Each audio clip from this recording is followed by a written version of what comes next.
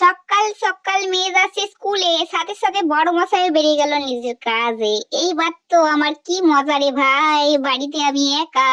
वाह क्या सीन है। থাক, আর এত খুশি হয়ে আর কোনো দরকার নাই। ঘরের কাজগুলো কে করবে শুনি? সব খুশিকে আপা মনে চাপা মাইরা শুরু করলাম সংসারের কাজ। বিছান গুছাইতে গুছাইতে এত আলসেমি লাগছে যে ফোনে গান চালাইয়া কাজ করতাছি।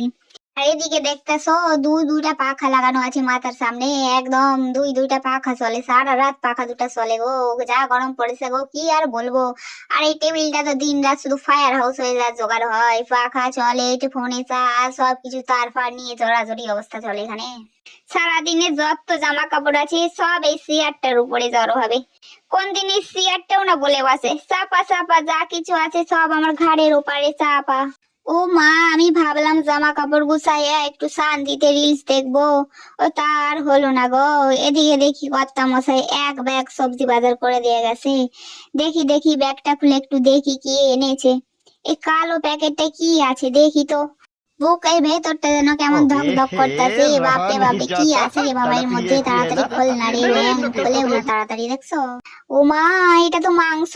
কি মজা, আজ মাংস খাবো। এদিকে রান্নাঘরে এসে দেখি সবজির জায়গাতে একদম ডাস্টবিন হয়ে গেছে। দেখেছো, একটা কাজ শেষ হতে না হইতেই আরেকটা কাজ চলে আসে। এত নোংরা দেখার পর তো আর থাকতে পারুম না। যতক্ষণ না পরিষ্কার হয় আমার মনে তো শান্তি নাই। পরিষ্কার টরিষ্কার করে এখন নতুন সবজি ঢালার পালা। সব সবজিগুলাকে ব্যাগ দিয়ে খালি করে এর মধ্যে ঢাইলে রাখতে হবে। আর এদিকে দেখি সবজি ঢালতে আইসে দেখি তো এদিকে দেখো ব্যাগের মধ্যে আম এনেছে। আম, কি মজা, মাংস তার সাথে আম, একদম মজাই মজা। আর এদিকে দেখো সবজিগুলো সব ঢেলে রেখে দিলাম, আলুগুলোকে দিলাম মাঝে, পেঁয়াজগুলোকে দিলাম উপরে। মাংসটা ধোয়া হয়ে গেছে, এখন লবণ হলুদ জিরা লঙ্কা দিয়ে সব মশলা ম্যারিনেট করে রেখে দিয়েছি। আর আমার মনের মধ্যে তোমাদের কাছে একটা বড় ধরনের প্রশ্ন আছে, সেটা যদি কেউ জানো উত্তরটা আমাকে একটু জানিয়ে যাও দেখি। এই খাওয়া দাওয়ার পালাটা কে চালু করেছিল বলো দেখিনি? এবার একটা লম্বা পাড়া ঝাড়ু নিয়ে ঘরে যত কোনায় কোনায় যত নোংরা আছে সবগুলাকে একদম ঝাড়ু মেরে ঝেঁটিয়ে বিদায় করলাম। ঝাড়ু মেরে ঝেঁটিয়ে বিদায় কর, সেরকম হয়েছে অবস্থা আমার। দেখো ঝাড়ু মেরে মেরে সবগুলাকে একদম ঝেঁটিয়ে বিদায় করে দিচ্ছে।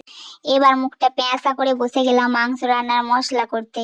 এই পেঁয়াজ কাটার সময় যে পরিমাণে আমি কান্না করি, অতটা কান্না আমি মনে হয় আমার মায়ের হাতে পেটানি খাওয়ার পরে করি নাই গো। এখন আমার এই গানটা মনে পড়ছে, জল জমেছে চোখের কোনায় পেঁয়াজের কারণে। থাক বাবা, আর আর আটকাইবো না, নইলে আমি এখন ভাইরাস হয়ে যাবো, তখন আবার আরেক জ্বালা। রান্না করে স্নান টান করে এত জোর খিদা লাগাইছিল যে খাওয়া দাওয়া করে এক ঘুম দিয়ে দিয়েছি। ওদিকে ঘুম থেকে উঠে মেয়ে পড়তে যাওয়ার টাইম হয়ে গেছে, মেয়েকে চুলটা আজরা দিয়া খাওয়াই দাওয়াই মেয়েকে টিউশনে পাঠাই দিব। এবার আমি বলতে চাইছিলাম যে আজকের ভিডিওটা এই পর্যন্ত। ভিডিওটা যদি ভালো লাগে একটা লাইক কমেন্ট শেয়ার করে দিবে। আর আমি আমার এবার অনলাইনে কাজে বসে যাবো, আর রাত্রের বেলায় খাওয়া দাওয়া করে ঘুমিয়ে পড়বো। এই ছিল আমার আজকের ব্লগ। পুরো ব্লগটা দেখে ভালো লাগলে অবশ্যই একটা কমেন্ট করতে ভুলবেন না। আর আমার এই চ্যানেলটাকে একটু ফলো করে দেবেন, আর পারলে একটা শেয়ার মেরে দেবেন। তো চলুন এবার টাটা বাই বাই, আবার দেখা হচ্ছে পরের ভিডিওতে। Thank you for watching this video. If you enjoyed it, please hit the like button and the bell notification icon.